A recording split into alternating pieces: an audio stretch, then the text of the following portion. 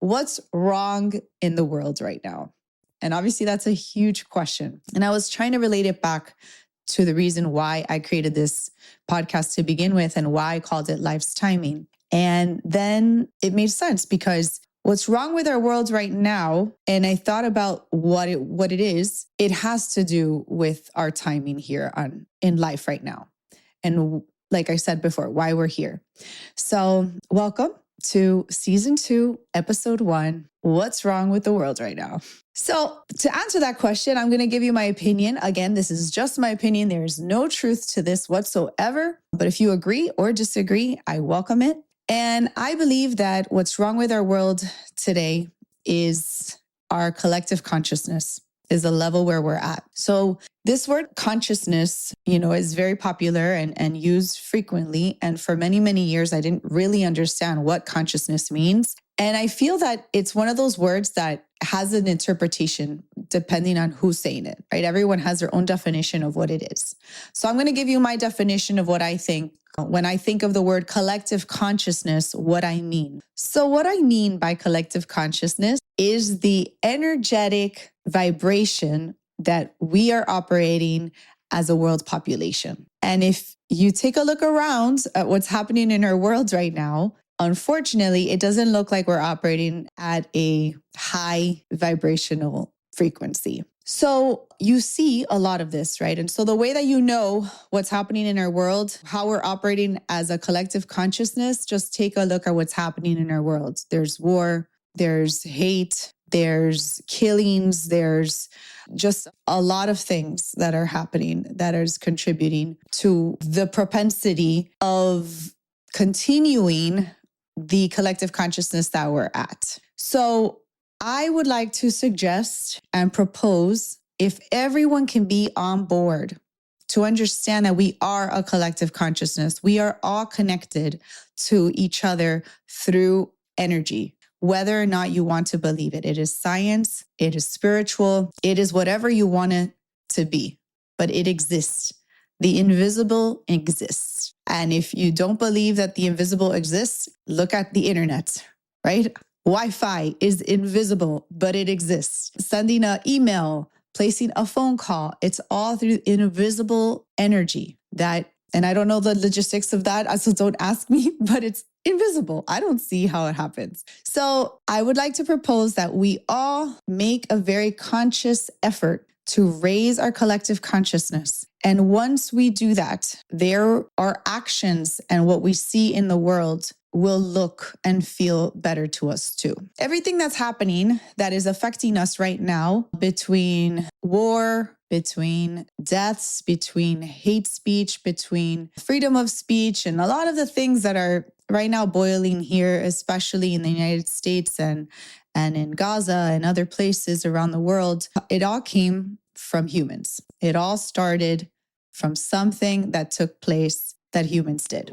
And like I've always said, you have the power to take care of your body. You have the power to take care of your mind. You have the power to take care of your soul, your spirit. Then this is one of those things that I want to inspire you to use more and get involved in something that can shift your mindset and get you the results that you want. So for men, or we don't have to break it up into genders, but I can just throw a bunch of ideas out there and see what sticks. Now as you're getting older, every era of life, and actually now that I'm thinking about this, what if we were happier when we were kids, in part because you were doing more physical activity? You were jumping, you were doing cartwheels, you were running, you were riding bike. And then as we get older, we do less of that. And that's why we're not as happy. Maybe that could be a reason. Also, one other thing I want to point out too about the body is what the body is not getting. And what I mean by this is, what if you're not sleeping enough?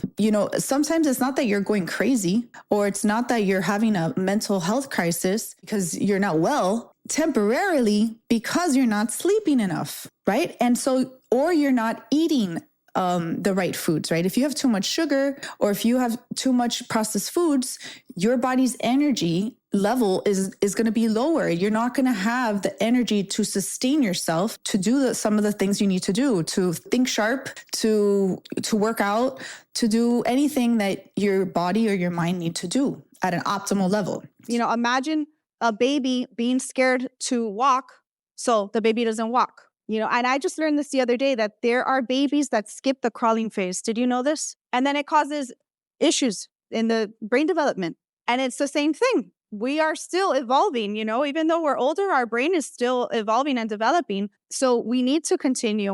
But as we get older, the fear just gets like this much bigger. I don't know, like we think we're like mature now, but somehow there's still this like fear factor. So we need to move past that. How do you teach teamwork? I think you kind of have to just jump in and be part of a team to understand what winning for the greater cause. You're not winning by yourself. You're not trying to be the winner alone. You need the rest of the team in order to make the win. Knowing everyone's strengths in the team and who you can delegate or who can plan what is extremely important, because I also see what happens in teams is that one person feels they need to take all the responsibility because they do not want to delegate, because if it's not done in the way that they imagine it, it's not going to be done right. And every single person in that team has a strength and also has a weakness. And you are no different. You have a strength and you also have a weakness. So for me, I could plan this whole idea, but my execution of it and the booking of it is not my forte. So I would ask somebody in my team, hey, can you help me with the booking of it or the execution of it, right? And so know your strengths, say it, and then whatever your weaknesses are, be able to speak to that in your team and see who else would not find that their weakness and would actually find that their strength. ¿Qué tal las personas en la comunidad? Que ellos piensan, ellos pueden observar así también, ellos tienen esa habilidad. Porque como te dije, pues nuestro propósito allá son diferentes. Y uno de esos es iniciarse, y uno de esos es comprenderse, uno de esos es encontrar el sentido a tu vida desde la espiritualidad. Sí, y conocer tus emociones, ¿verdad? Exacto. O sea, claro, se conoce, por decir, la biología es importante conocerlo, ¿no? Porque es como un carro que nos hemos comprado, que hay que tener mínimamente, saber hacer el mantenimiento.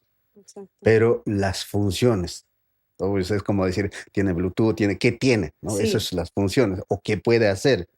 Entonces, después de eso es las emociones que necesita este cuerpo, necesita emociones. Después, la energía que necesita este cuerpo. Los simbolismos que influyen sobre este cuerpo. Y la cuestión espiritual que no tiene nada que ver con este cuerpo, sino es otro ser. O sea, esa parte es totalmente distinto, ¿no? Que está en el cuerpo. Entonces, eso es lo más importante que hay que entender. Y eso es considerado entonces parte de la filosofía de los Andes. De los Andes. Sí. Yo lo encuentro bien interesante porque eso es algo que no se enseña acá. La mayoría de los adultos llegan a ser adultos sin saber cómo manejar sus emociones, y aunque se hace un poquito de esos aprendizajes en la escuela, los padres lo saben, perfecto, le pueden enseñar a los hijos. Pero como en una ciudad, los padres tienen que trabajar, ver como lo que viviste tú en Lima, y no alcanza, y entonces sí. no hay tiempo para de verdad tener eso como parte de la vida, de cómo manejar las emociones. Y yo por lo menos lo he estudiado en los últimos 7 años, siempre lo he escuchado, lo he leído, ha participado en eventos, he escuchado lecturas sobre eso, pero nunca lo podía de verdad asimilar. Hasta recién que por fin dije, quiero de verdad entender qué es lo que está pasando en mi cuerpo, las energías, las emociones, cómo lo puedo manejar, porque ahorita era como automático. No sabía de qué manera, como entraba una emoción y entraba otra, salía, y no sabía que yo podía manejarlo en cierta manera, y con los pensamientos y la energía y todo eso. Y Y no sé, lo encuentro muy, muy difícil. Yo todavía estoy tratando y No, practicando. pero claro, no es difícil cuanto entiendes, ¿no? Porque todos estos mundos que estamos hablando son percepciones subjetivas. Entonces, es decir, no tienen forma. Entonces, la única manera de dar forma a estos requerimientos, excesos, faltas emocionales, energéticos, espirituales, siempre van a ser por dos vías, representaciones y rituales, ¿no? Entonces, las rituales y las representaciones son el lenguaje por excelencia para dar forma y exteriorizar, ¿no? Todos estos eventos, vamos a decir, ¿no? Emocionales, espirituales, energéticas, simbólicas, que están ocurriendo dentro de nosotros. Entonces, basta que, por ejemplo, tuvieras un enojo, basta que tomaras una hoja de papel y hicieras una representación de algo así y rompieras, verás que se disipa.